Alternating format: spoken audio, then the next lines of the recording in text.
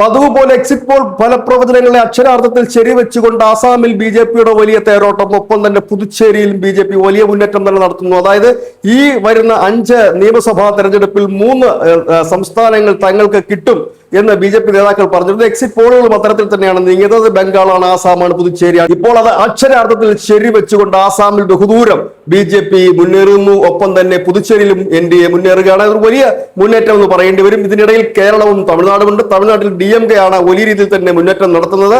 ഒരുപക്ഷെ ഭരണ തുടർച്ച ഡി.എം.കെക്ക് ലഭിച്ചേക്കാം. കേരളത്തിൽ ഇഞ്ചോടിഞ്ച് പോരാട്ടമാണ്. ഏതായാലും ഉച്ചയ്ക്ക് മുമ്പ് എല്ലായിടത്തെയും ഫലം അറിയുമെന്ന് തന്നെയാണ് വിശ്വസിക്കുന്നത്. News desk news India Malayalam.